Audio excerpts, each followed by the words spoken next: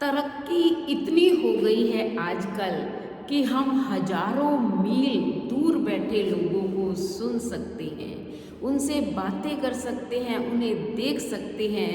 लेकिन हमारे अपने पास जो अपने रहते हैं, हमें उनकी तकलीफ न दिखाई देती है और ना ही सुनाई देती है।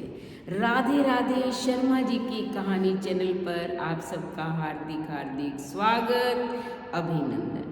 आज आपको मैं गंगा सागर की यात्रा कराने वाली हूँ और ये भी बताऊंगी कि गंगा सागर पर मेला कब लगता है, इसका महत्व क्या है। आपको गंगा के और गंगा सागर के भी दर्शन करवाऊंगी। यानी कि गंगा सागर के बारे में कहा जाता है, बाकी तीर्थ बार बार और गंगा सागर एक बार। ये क्यों कहा जाता है? क्योंकि पहले इतनी सुविधाएं नहीं थी जाने की, व्यक्ति एक बार ही जाता था क्योंकि बहुत सारे कष्टों का उसे सामना करना पड़ता था। और वहाँ अंत में जंगल थे, जंगली जानवरों का भी भय रहता था। लेकिन अब ऐसा नहीं है, अब आप हर साल गंगा सागर जा सकती हैं। तो मैं भी विंटर वोकेशन में गंगा सागर गई।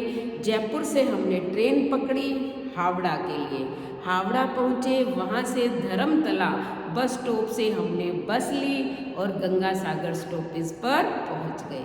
रात्रि में हमने विश्राम किया, उसके बाद सुबह जो है स्नान आदि करके हम लाइन में लग गए। यानी कि अभी विंटर वोकेशन चल रही थी, मेला अभी शुरू नहीं हुआ था, फिर भी वहाँ बहुत सारी बसेस भर भर कर आई हुई थी। गंगा सागर का इतना महत्व है। हम भी लाइन में लग गए और उसके बाद शिप में बैठ गए। तो शिप में मैं बैठ चुकी हूँ। अब आपको ये बताती हूँ कि गंगा सागर का स्नान करने का महत्व क्या है, मेला कब लगता है। आप साथ साथ गंगा सागर के दर्शन करते जाएं और इसके महत्व को सुनते जाएं। गंगा सागर पर मेला मकर संक्रांति के दिन स्नान के पुण्य फल की एक पौराणिक कथा प्रचलित है। मान्यता है कि गंगा शिव की जटा से निकलकर पृथ्वी पर बहते हुए ऋषि कपिल मुनि के आश्रम में पहुंची थी।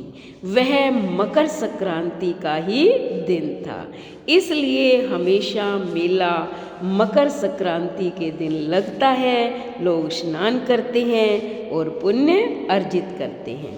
गंगा सागर में कपिल मुनि का एक प्रसिद्ध मंदिर है, जिन्हें भगवान विष्णु का अवतार माना जाता है। कपिल मुनि के समय राजा सगर ने अश्वमेघ यज्ञ करके यज्ञ के अश्वों को स्वतंत्र छोड़ दिया।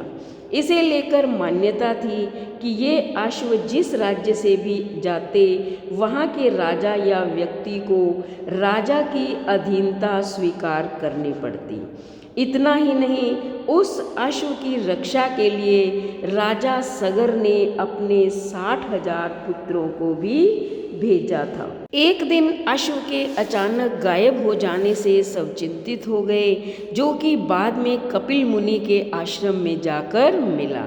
राजा के पुत्रों ने यहाँ जाकर कपिल मुनि को अपशब्द कह दिए, जिससे नाराज होकर कपिल मुनि ने अपने नेत्रों के तेज से उन सभी 60,000 पुत्रों को भस्म कर दिया। कपिल मुनि के श्राप से जब उन्हें कई वर्षों तक मुक्ति नहीं मिली, तो राजा सगर के पौत्र भागीरथ ने कपिल मुनि के आश्रम पहुँचे और वहाँ जाकर उनसे माफ़ी मांगी और अपने पुरखों की मुक्ति का उपाय पूछा। उस समय कपिल मुनि ने उन्हें गंगा जल से मुक्ति पाने का उपाय बताया।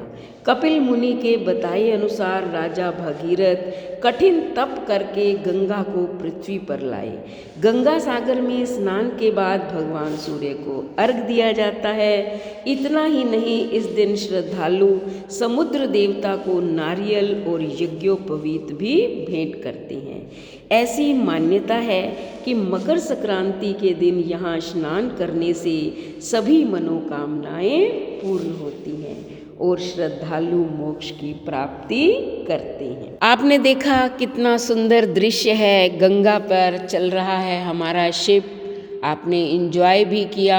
ये सामने आपको दिखाई दे रहा है, हमसे पहले एक शिप पहुंच गया है, अब हम भी पहुंचने वाले हैं। फिर शिप से उतरकर हम गए ऑटो पर। वहाँ बसेस तो सारी बुक थी, इसलिए हमने एक ऑटो की और सबसे पहले गंगा सागर पहुंच गए।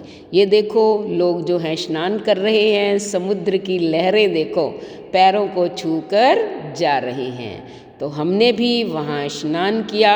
एक पंडित जी ये देखो सामने खड़े हैं, हमने वहाँ पूजा भी करवाई। पूजा करने के पश्चात जो है हम वापस आ गए। अब मैं आपको दिखा रही हूँ कि ये कपिल मुनि का आश्रम है। अंदर मोबाइल ले जाने नहीं देते हैं, इसलिए मैं अंदर नहीं लेकर गई। अंदर मंदिर बना हुआ है कपिल मुनि का। मैं आपको कुछ दृश्य दिखा रही हूँ, आप ध्यान से देखें। फिर थोड़ी दूर हम आगे आए। आगे आकर हमने देखा कि वहाँ भी बहुत ही सुंदर दृश्य। ये देखो हाथों में शंख ले रखा है, अच्छा लग रहा है ना। गंगा सागर में जाने का आनंद ही कुछ और है। ये देखो कपिल मुनि बाहर भी बैठे हुए हैं। ये बहुत अच्छा और सुंदर दृश्य हमें दिखाई दे रहा है। ये भगवान शंकर की फ़ोटो देखिए आप, भगवान शंकर की जटाओं में गंगा आपको दिखाई दे रही है, क्योंकि सबसे पहले गंगा को भगवान ने अपनी जटाओं में समेटा था भोले बाबा ने, और फिर उसके बाद धरती पर उतारा था। तो ये देख लीजिए, ये राजा सगर राजा की मूर्ति भी बनाई हुई है। बहुत ही अद्भुत नज़ारा गंगा सागर का आपको देखने को मिल रहा है। कर लिया आपने भी स्नान और दर्शन, तो अपने जीवन में एक बार जो है गंगा सागर अवश्य जाना। और अगर हर साल जाओ तो बहुत ही अच्छा है। अभी मकर संक्रांति आ रही है, वहाँ भी मेले की खूब तैयारियाँ हो रही थी। लोग जो है इस दिन स्नान करके अपने आप को बहुत ही भाग्यशाली समझते हैं। और मान्यता है कि जो भी व्यक्ति मकर संक्रांति पर स्नान करता है गंगा सागर में, तो उसे 100 अश्वमेध यज्ञों के फल की प्राप्ति होती है। तो आप पहले अच्छे से दर्शन करें, उसके बाद चैनल को सब्सक्राइब करें, लाइक और शेयर करें, कमेंट करें और बेल आइकन के बटन को दबाएं, ताकि ऐसी ही धार्मिक वीडियो का नोटिफिकेशन सबसे पहले